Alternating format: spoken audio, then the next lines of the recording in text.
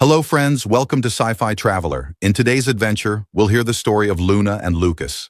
Refill your tea, close your eyes, and get ready to drift off into a dream. Enjoy the show. Lucas had always believed that the past was a country you could choose not to visit. You didn't have to buy the ticket, you didn't have to pack. You could simply stand at the border of it, nod politely, and walk in the other direction towards something sensible. Toward deadlines and grocery lists and the low, reliable hum of a life that asked nothing extraordinary of you. He had been doing exactly that for 12 years, and he had gotten quite good at it, the way a person gets good at anything they practice with enough quiet desperation. Port Callum was easy to disappear into. That was the thing about the lower decks. They didn't ask questions. They smelled of recycled air and frying oil and the particular brand of exhaustion that comes from working close to large machinery for long hours, and nobody there was especially interested in your history. The upper decks had their gleaming observation lounges and their panoramic views of the Callum Strait and their restaurants that charged 17 credits for a bowl of soup. The lower decks had Marta's, which charged 3 credits for the same soup and didn't pretend it was anything other than what it was. Lucas had eaten there 4 times this week already, which was either a sign of contentment or a sign of something else entirely, and he had decided not to examine the question too closely. He was a relay technician. This meant, in practice, that he spent most of his working hours inside access corridors barely wide enough to turn around in, coaxing signal arrays back into cooperation through a combination of diagnostic software and increasingly creative profanity.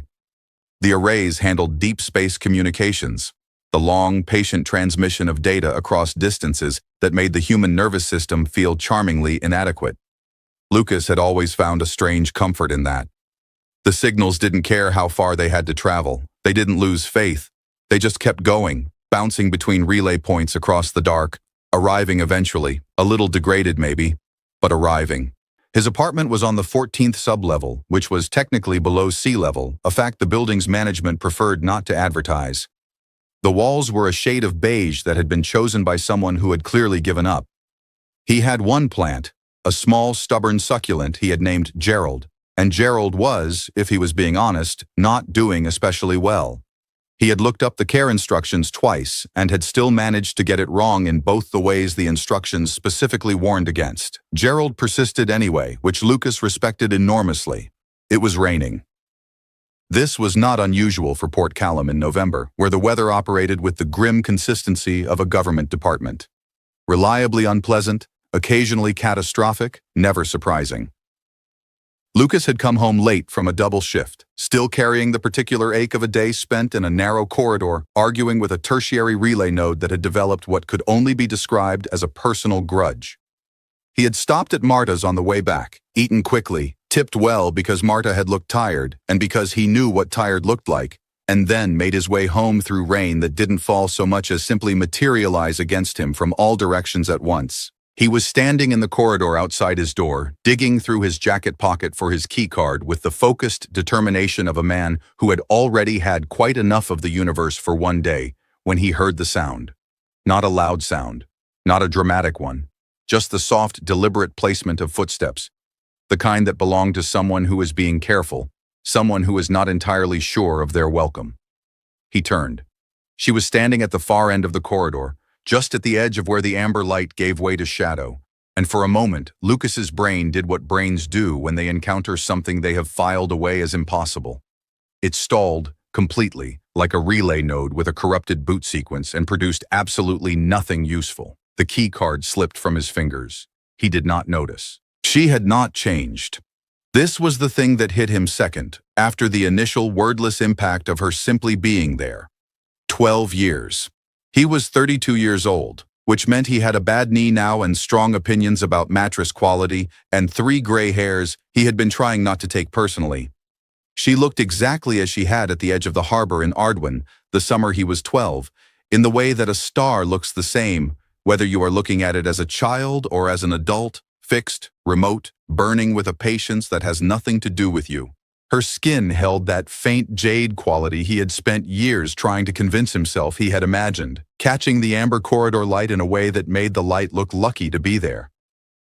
Her ears, Those slightly pointed, unmistakable ears that she had always kept half-covered under dark hair, and were visible now, and she had made no effort to hide them, which meant something, though he couldn't yet say what. She was looking at him with an expression that was almost unreadable, except that he had once spent an entire summer learning the small grammar of her face, and he recognized it now the way you recognize a song you haven't heard in years. Suddenly, completely. With a feeling that is not quite happiness and not quite pain, but lives in the hallway between them. She said quietly, "I never forgot you, human." Lucas opened his mouth. His brain, still rebooting, reached desperately for something equal to the moment, something meaningful, something that might begin to account for 12 years of wondering. "It's raining," he said. Luna looked at him. Then she looked at the ceiling, with the expression of someone making a very small private calculation. Then she looked back at him. "Yes," she said. "I noticed." He picked up the keycard. This took longer than it should have, partly because his hands had decided this was an excellent moment to stop functioning at full capacity, and partly because he made the mistake of looking up at her halfway through and losing his place entirely. She waited. She had always been good at waiting. He remembered that too now, with the helpless clarity of someone discovering an old photograph in a coat pocket. She could be still in a way that most people couldn't, the way deep water is still, which is to say not truly still at all but moving in directions that don't show on the surface. He got the door open. He stood aside. He said, "Do you want to come in?" And then immediately felt the full weight of the inadequacy of that sentence. 12 years, the breadth of space, whatever impossible navigation had brought her to a corridor on the 14th sublevel of Port Callum on a Tuesday in November, and he had produced, "Do you want to come in?" as if she were a neighbor returning a borrowed pan. Luna stepped inside without answering, which he supposed was an answer. The apartment received her the way small, imperfect spaces receive unexpected guests, with a kind of honest helplessness. There was nothing to be done about the beige walls or the stack of relay diagnostics printouts on the table or the fact that Gerald was visibly struggling in his corner. Luna stopped in front of Gerald and looked at him for a moment with an expression that Lucas could not quite interpret. "It's a succulent," Lucas offered. "I know what it is," she said. "It looks unhappy." "He's called Gerald." She turned to look at Lucas with an expression that suggested she had several questions about that, but had chosen, charitably, to let it go. He made tea because it was the only ritual available to him that felt equal to the situation, or at least parallel to it. Something to do with his hands, something that produced warmth, something with clear and achievable steps. The result was, objectively, not very good tea. Port Callum's lower deck water had a mineral quality that no filter had ever fully negotiated, and he had run out of the decent leaves 2 days ago and hadn't replaced them because he had been operating under the assumption that his evening would be ordinary. He had been wrong about that. Luna accepted the cup with both hands, which he remembered was how she had always held things, carefully, completely, as though objects deserved the full attention of being held. She sat at the table, and he sat across from her, and for a moment neither of them said anything, and the silence had a texture to it that was not quite comfortable and not quite unbearable. It was the silence of two people who had once shared an easy quiet and were now trying to find their way back to it through 12 years of intervening noise. "You look older," she said. "Yes," he said. "That's what happened to me. What's your excuse?" She looked at him steadily. "My people age at approximately 1/4 of the human rate." "Right," he said. "I knew that." He had not known that. He absorbed it now with the particular composure of a man who has decided, as a survival strategy, to accept new information without visible flinching. "So you've aged about 3 years since we last saw each other?" "A little under 3, yes." "That's profoundly unfair." "Many things are," she said, and there was something in the way she said it that made it land as more than a general observation. He looked at her across the table, at the jade green of her skin in the poor light of his apartment, at the ears he had once teased her about, and she had once threatened to report him to the harbor authority over, at the way she held the bad tea as though it deserved better handling than it had received. He felt something moving in his chest that he had spent considerable effort, over 12 years, learning to keep stationary. Luna, he said. Lucas, she said. You have to tell me, he said, and his voice came out quieter than he intended. You have to tell me what happened, not the science fiction version, not the rate of aging version. What actually happened? She set the cup down. She looked at her own hands for a moment, and then at him, and he had the feeling of watching someone decide, deliberately, to put something heavy on the table between them. Ardwin was a restricted contact site, she said. I wasn't supposed to be there. I wasn't supposed to speak to you. I was on a survey vessel, a mapping run through your system. And I came down to the surface without authorization because I had read enough about oceans to want to see one. She paused. I hadn't expected you. I was 12, he said. I was fishing with a broken rod and no bait. You talked to me anyway, she said. You were sitting on my favorite rock. Something moved very briefly in her expression. Too fast to name, but he caught it the way you catch movement in peripheral vision. When the vessel received the contact report, she continued, I was recalled immediately. There was no time. They didn't allow me time to... She stopped. I thought it was better. I thought a clean absence was better than a complicated explanation. You were 12. I was also 12 when you left, he said carefully. And I spent the next 20 years wondering if I'd imagined you entirely, which is also its own kind of complicated. 20 years, she said, frowning slightly. You said 12 before. 12 years, he said. I rounded up for emotional impact. She looked at him.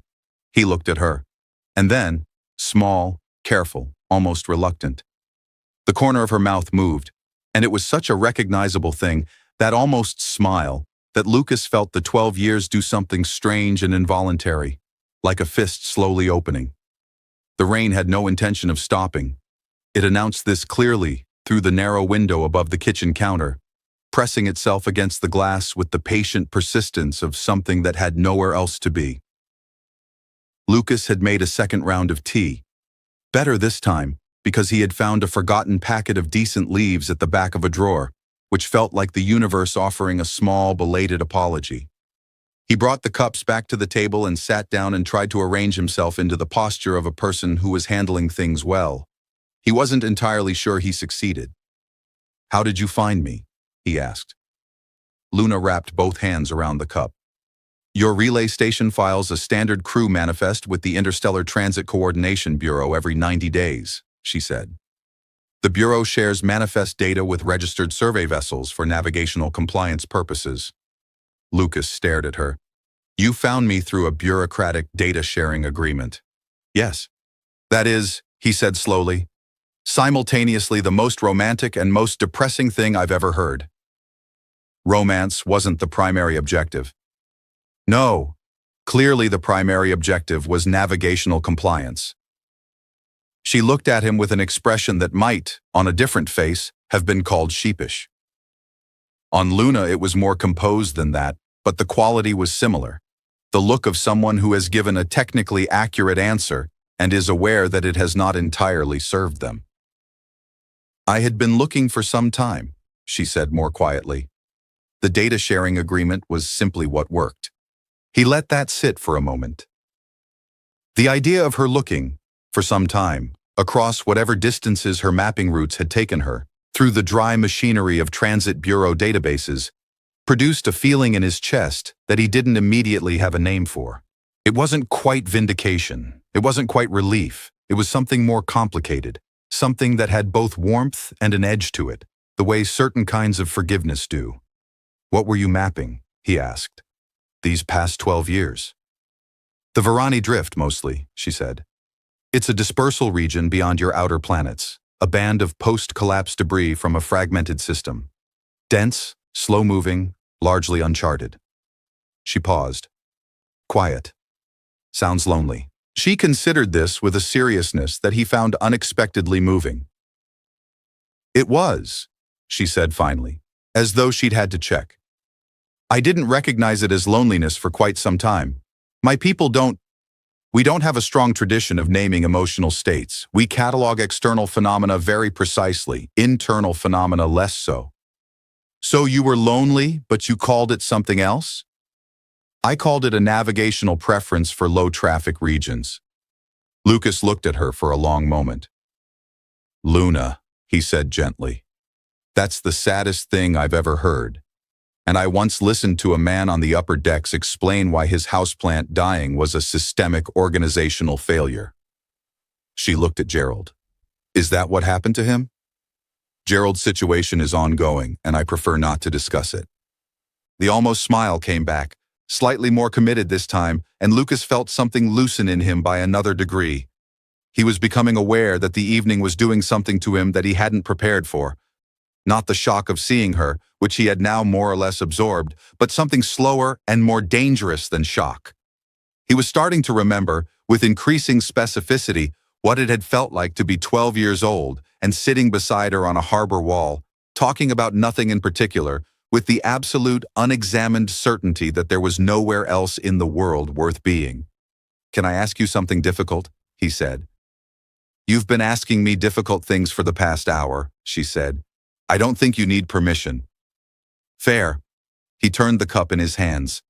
When you came tonight, what were you expecting from me?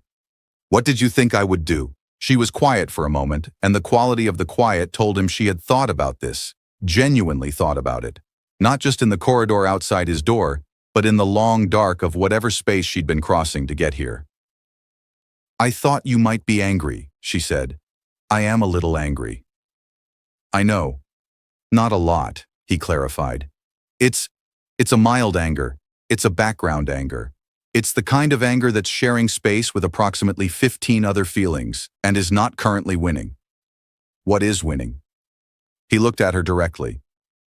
I haven't figured that out yet. She nodded slowly, as though this were a reasonable and expected answer, and he appreciated that. The fact that she didn't push, didn't try to move him toward a resolution he hadn't reached. She had always done that, he remembered. Given him the time and shape of his own thinking. Most people, he had found in the intervening years, were not very good at that. Most people got uncomfortable with the unfinished. Outside, a cargo hauler moved through the rain above the port, its running lights bleeding amber and blue through the wet window glass, throwing slow color across the walls of the apartment. Luna turned to watch it, and for a moment her face was lit in that shifting blue, and Lucas watched her watching it. And something in the image caught in him like a splinter. Small, specific, and impossible to ignore. I used to think about what I'd say, he admitted. If I ever saw you again. I had whole conversations planned, really good ones. You were very impressed in all of them. What happened to them? You showed up and I told you it was raining. She turned back from the window and looked at him, and this time the smile was less reluctant, less like a door opening cautiously, and more like a door that had already decided to open and was simply completing the motion. It changed her whole face. He had forgotten that too, somehow, or perhaps had allowed himself to forget it on the grounds that it was not practical information for a person trying to move on. The conversations you planned, she said, were they better than this one? He thought about it honestly. No, he said. Weirdly, no. The planned ones were more articulate. But this one is... He stopped, searching for it. This one feels like the right one. She held his gaze for a moment with an expression he couldn't fully read, only feel. The way you can feel the temperature of a room before you understand what's causing it. Then she picked up her cup, and he picked up his, and they drank the better tea together while the rain continued its patient work against the glass and the cargo hauler's lights faded slowly into the dark above the port. At some point, Lucas couldn't have said exactly when, the conversation stopped feeling like a negotiation and started feeling like something else. Not comfortable exactly. Comfort implied an absence of weight, and there was still weight here. Still things unsaid and unresolved that moved beneath the surface of the evening like deep currents beneath harbor water. But it had shifted into something he could breathe inside of, which he was choosing to count as progress. Luna had moved from the table to the narrow stretch of floor near the window, sitting with her back against the wall and her knees drawn up in a posture that struck him as unexpectedly human. Unexpectedly young even, though he was aware that in some technical sense, she was the younger one in the room and would remain so for some time. He had ended up on the floor too, mostly because it seemed strange to stay at the table alone, and the couch was occupied by a structural layer of relay manuals that he had always meant to organize and never had. They were both drinking the last of the tea, which had gone cold without either of them noticing. "Tell me about the relay work," she said. He considered this. "It's not very interesting." "Tell me anyway." So he did. He told her about the arrays, the vast spiderweb architecture of relay points that handled communications across this sector of inhabited space, the signals passing between them like thoughts between neurons, the whole system designed with enormous redundancy because signal loss at these distances wasn't an inconvenience. It was silence between people who might have been waiting years for a message to arrive. He told her about the access corridors, about the diagnostic language that the older arrays ran on, a protocol so outdated that the official manual existed now in only 3 copies in the Transit Authority archive and 1 badly formatted digital transcription that someone had made in the early days of the network and never updated. He was apparently one of approximately 11 people in Port Callum who could read it fluently. "That's not nothing," Luna said. "The manual? The fact that you kept something alive that would otherwise be silent." She said it simply, without decoration, looking at the cold cup in her hands. "That matters." Lucas looked at her for a moment, caught slightly off guard by the directness of it, by the way she had taken something he had described as routine and held it up at a different angle where it caught light he hadn't seen. "You're doing the thing," he said. "What thing?" "The thing where you make ordinary things sound important." "I'm not doing anything," she said. "I'm just listening to what you're actually saying."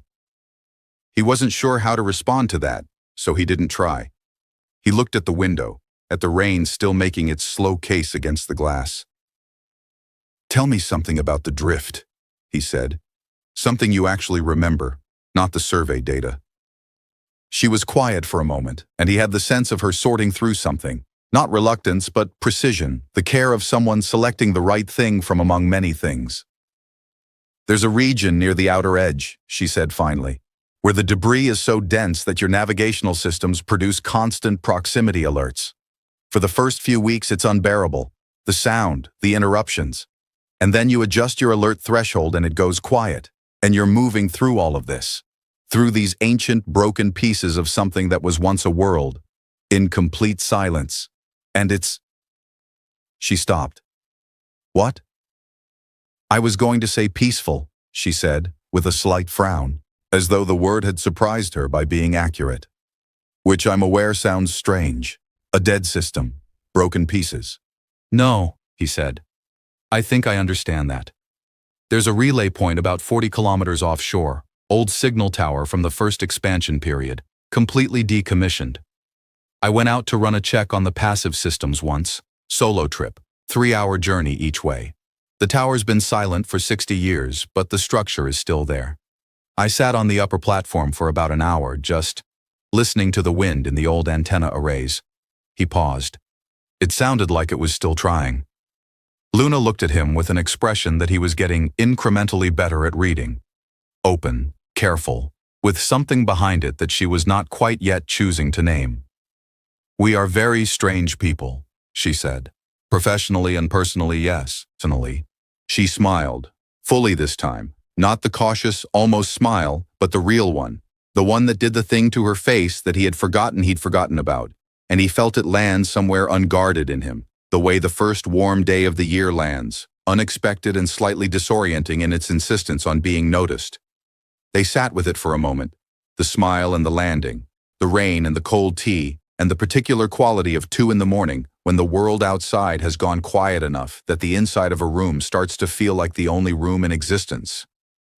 Then Luna said, "I have to tell you something else."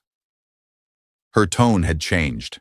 Not dramatically, not with the theatrical weight of a confession, but in the specific way that tone changes when a person has been circling something for hours and has finally decided to approach it directly. Lucas set his cup down. "My being here," she said carefully, "is not without consequence. The non-contact protocols for your world were revised 8 years ago, expanded, after a border reclassification in this sector. Port Callum falls within a conditional contact zone now, which means my presence here is technically permissible but registered. My vessel logged an approach report when I entered the port's orbital range. Meaning someone knows you're here. Meaning my survey commission knows I'm here, she said. And they will expect a purpose of visit notation in my next report. Lucas absorbed this with the careful composure he had been developing all evening. And what are you going to write? She looked at him steadily. I haven't decided. What are the options? Personal contact, reconnection with a previously registered incidental interaction. She said it in the flat cadence of someone quoting a form. It's a legitimate category. It requires a duration estimate for the visit and a declaration that no protocol-sensitive information was exchanged. Was any protocol-sensitive information exchanged? No. So that's easy enough. Yes, she said, and then quieter.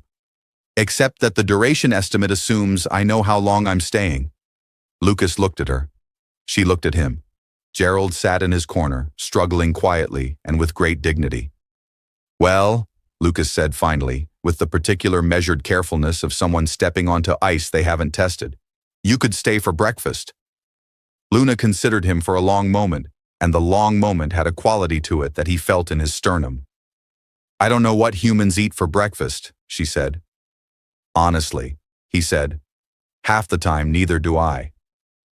They didn't sleep. This wasn't a decision so much as a fact that accumulated gradually, the way most facts about long nights do. 1 hour becoming 2, 2 becoming 4, the darkness outside shifting almost imperceptibly from the black of deep night to the flat pre-dawn gray that precedes color. At some point, Lucas retrieved a blanket from the bedroom and draped it over his shoulders without thinking, and at some point after that, Luna had half of it, which had also happened without either of them specifically deciding it should, and neither of them commented on this because commenting on it would have required acknowledging it, and acknowledging it felt like pressing on something that was not yet ready to bear weight. They talked about small things and large things and the particular category of things that are neither small nor large but simply true, the kind of conversation that happens when two people have exhausted the formal architecture of catching up and have moved into the unstructured territory beneath it. Luna told him about the Very home system. 3 planets around a cooler, older star, the kind of star that burns long and steady and without drama, which she said her people found temperamentally appropriate.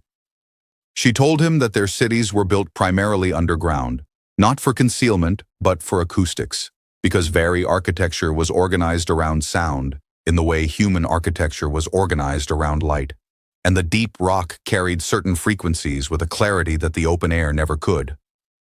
So your cities are designed to be listened to, Lucas said. More or less. That's extraordinary.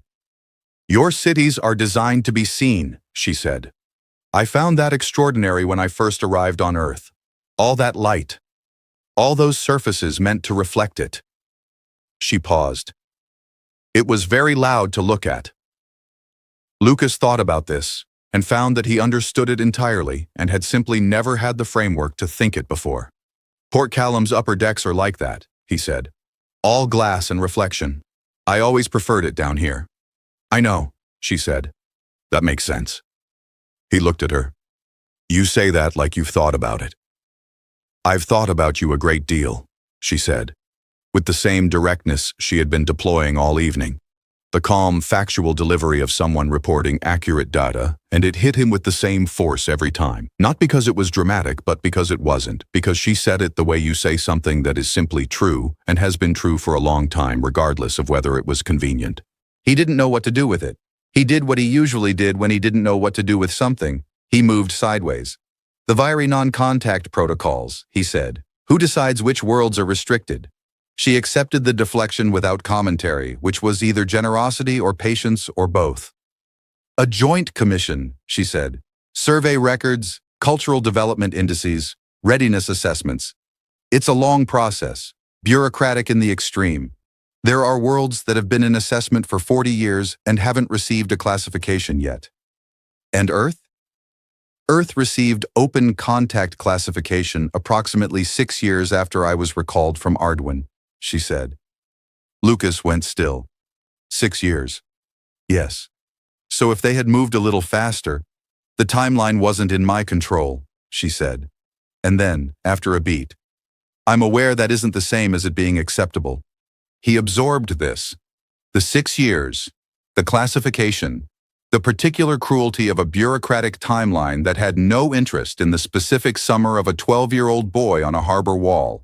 He wanted to be angry about it. He tried the feeling on briefly and found that it didn't quite fit, or rather, it fit over something more complicated, the way a coat fits over a shape it wasn't made for. Were you allowed to come back? He asked. After the classification, were you allowed? Yes, she said. He waited. I wasn't ready, she said. The simplicity of it was devastating in a quiet way, the way structurally significant things are sometimes simple. I told myself it was logistics, survey rotations, distance, commission schedules. All of those things were true. They were also not the reason. What was the reason? She looked at her hands, then at him. You had built a life, she said. I could see that, from the manifest data. Port Callum, the relay work, the years accumulating into something that looked settled, complete. I didn't know if arriving in the middle of it was something I had the right to do. Lucas was quiet for a long moment.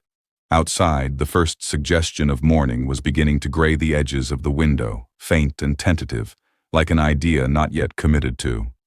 You didn't ask me, he said finally, whether I wanted you to have that right. No, she said. I didn't. For what it's worth, he said carefully, my life is not as complete as the manifest data implies. The manifest data doesn't include Gerald. Luna looked at Gerald with an expression of genuine concern. He needs different soil, she said. The composition here is wrong for his root system. I noticed earlier. You can tell that by looking? Viary survey training covers botanical xenobiology, she said. It's a standard module. Of course it is. Lucas looked at the succulent with new sympathy. I've been failing him on a molecular level. I can tell you what he needs. I feel like that's a metaphor, he said, but I'm going to need you to also literally tell me what he needs because Gerald deserves better. She did smile at that. The full one, unguarded, arriving without the hesitation that had preceded it earlier in the night, and it was different this time, easier, like a door that had been opened enough times now that it no longer caught on anything. He felt it differently too, less like something landing on unprotected ground, and more like something settling into a space that had, perhaps, been holding its shape for it. They were very close, he realized. The blanket and the floor and the hours had arranged them that way without announcement. He could see the faint details of her clearly now. The exact quality of the jade in her skin, richer in the growing light, and the particular architecture of her pointed ears, which he had once at age 12 described as the best ears he had ever seen, and which she had received with magnificent disdain. Can I ask you something? He said. You've been asking me things all night. This one is different. She waited, and the waiting had none of the wariness it had carried at the beginning of the evening. Are you staying? He asked. Not for breakfast. I mean, in general, in this direction. Are you staying? Are you? The question sat between them in the growing gray light. Luna looked at him with an expression that was doing several things at once. Careful and open, and something beneath both of those that he thought, with a feeling like stepping off the last stair in the dark and finding the floor exactly where it should be, might be the same thing he was feeling. My commission has a resupply window in Port Callum, she said. 14 days. That's not an answer to the question I asked. No, she agreed. It isn't. She looked at him steadily. I came back, Lucas. After 12 years, I found the bureaucratic data sharing agreement, and I came back. She let that sit for a moment. I think that's the answer. I just don't know yet what shape it takes. He nodded slowly. He could work with that. He had spent 12 years working with less. 14 days, he said. 14 days, she confirmed. Outside, the gray at the window was warming towards something that might, in an hour or so, become actual morning. Lucas thought about the harbor, about the tide pools, about a 12-year-old boy who had never really stopped looking at the sky with that particular kind of hope. He thought he owed that boy something. "I get off shift at 6 tomorrow," he said. "I could show you the port, from above, the way it looks from the upper walkways.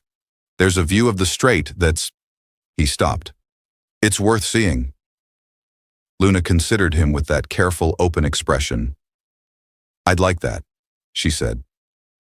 Morning arrived the way it sometimes does after a sleepless night. Not as an intrusion, but as a kind of quiet permission, the light coming in gradually, without insistence, as though it understood that certain things needed to reach their own conclusions before the world was allowed to resume its ordinary business. The rain had stopped somewhere in the last hour of darkness, and Port Callum outside the window was doing what port towns do at dawn, waking in stages, the cargo haulers first, then the maintenance crews, then the slow accumulation of sound that would eventually become the full noise of a working day. Lucas made breakfast. This was a more ambitious undertaking than he had implied the night before, because his refrigerator, when honestly assessed, contained the provisions of a man who had not been expecting company, or, more precisely, the provisions of a man who had not been expecting anything in particular from the future and had been shopping accordingly. There were eggs, which was good. There was half a block of something that claimed to be cheese. There were 3 items he identified only after opening them, which was a less good sign.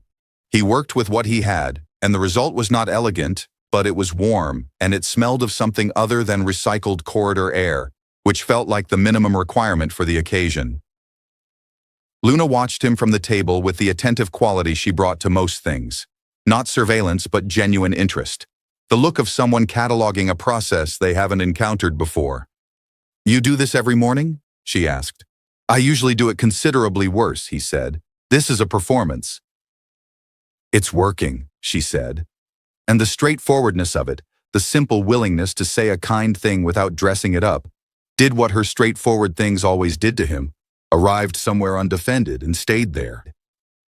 They ate at the table with the relay manuals pushed to one side and Gerald presiding quietly from his corner, no worse than he had been the night before, which Lucas was choosing to interpret as a sign of resilience.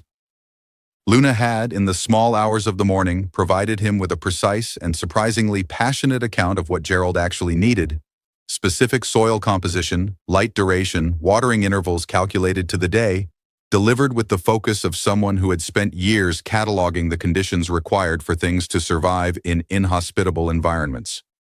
Lucas had written it down on the back of a diagnostics printout. He intended, for the first time in Gerald's tenure, to follow the instructions. "What happens after the 14 days?" Lucas asked. He had been holding the question back, keeping it at the edge of the morning, but the morning was progressing, and the question had weight, and he had decided, somewhere between the eggs and the not-quite-cheese, that he was done with holding things at edges. Luna looked at him across the table. "My commission reassigns after the resupply window. There's a new survey sector, a young system, early planetary formation, nobody's been through it in a complete pass before." She paused. "It's approximately 8 months of transit and work." 8 months. Yes. He turned his fork in his hand. "And after 8 months?" "The commission files the survey and receives a new assignment." She held his gaze. "The assignments are not predetermined. There is, technically, latitude in requesting preferred sectors." He understood what she was saying. He understood that she was saying it carefully, not because she was uncertain, but because she was being precise. Because she had learned, or perhaps had always known, that certain things said imprecisely have a way of breaking under their own weight. "Would Port Callum be in a preferred sector?" he asked. "Port Callum would be in a very preferred sector," she said. He nodded slowly, and the thing in his chest that had been cautiously rearranging itself all night settled into a new configuration, not resolved, not finished, but oriented, the way a compass needle orients, with a sense of direction that doesn't require the destination to be visible to be real. After breakfast, they went up. This was Lucas's idea, and he had meant it. The view from the upper walkways, the strait in the morning light. But walking up through Port Callum's levels with Luna beside him turned out to be its own unexpected thing. She took in the station the way she took in everything, completely, with that wiry attentiveness that made looking like an act of genuine respect. She asked questions about the infrastructure. The relay junction housings visible along the outer walls, the signal calibration towers rising from the upper deck, the old expansion period architecture that showed beneath the newer additions, like bones beneath skin. He answered all of them and discovered in the answering that he knew more than he had realized, that 12 years of working in these corridors had given him a fluency he hadn't thought to value before someone had thought to ask.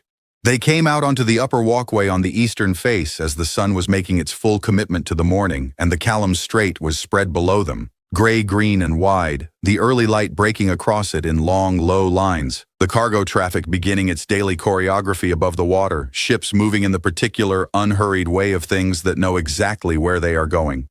Lucas had seen this view hundreds of times. He stood beside Luna and saw it differently.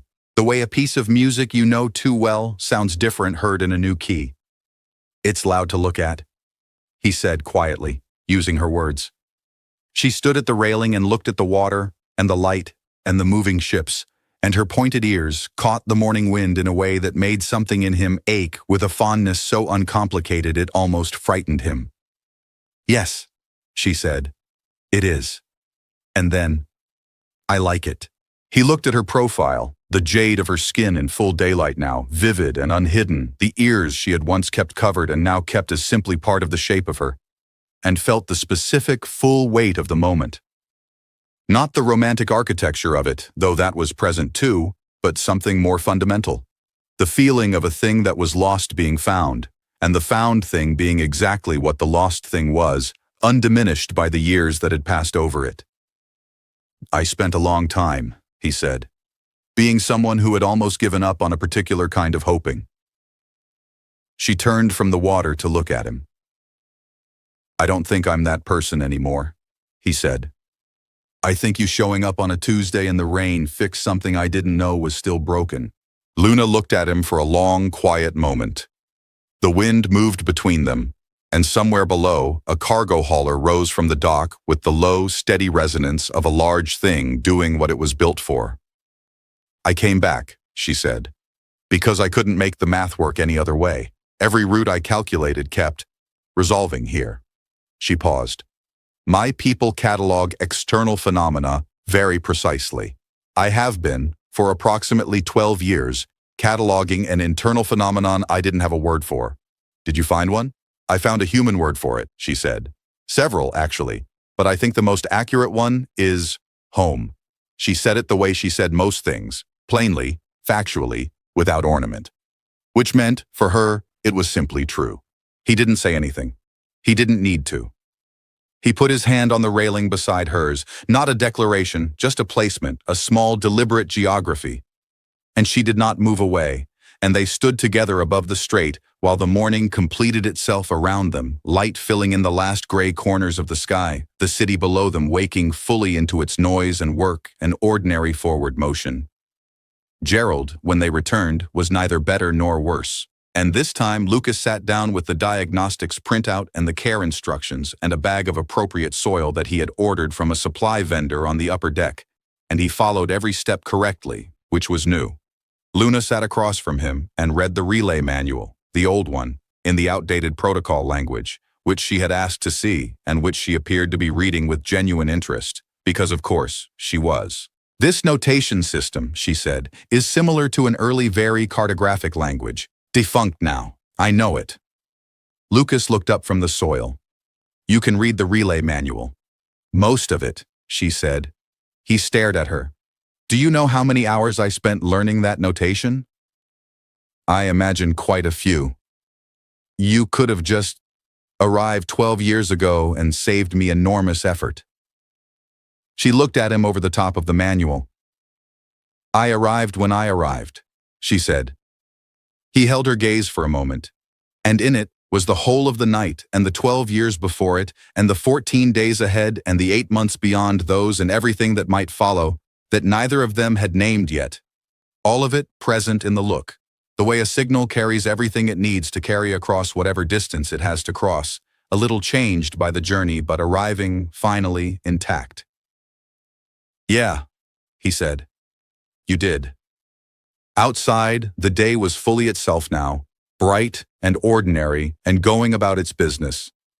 Lucas pressed the last of the soil carefully around Gerald's base and felt, for the first time in longer than he could precisely calculate, like a man who was not bracing for the future but simply waiting for it, with something that had no edge to it, something that asked nothing back, something that felt, against all reasonable expectation, like it had always been on its way. There is a particular kind of loss that doesn't announce itself. It doesn't arrive with the sharp, unmistakable weight of grief. It comes quietly, incrementally, the way a tide goes out. One day, you simply notice that you have stopped expecting something you once waited for without even knowing you were waiting. You have stopped looking at certain doors. You have stopped listening for a specific kind of knock. You have filed the hoping away somewhere sensible and told yourself, with great reasonableness, that this is what growing up looks like. But here is the question Lucas's story leaves behind, the one that has no clean answer and doesn't pretend to. What do we do with the things we almost stopped believing in and didn't, quite? What do we owe the version of ourselves that kept a small, stubborn light on in a room we'd officially closed? And perhaps more uncomfortably, how many of us have been Luna?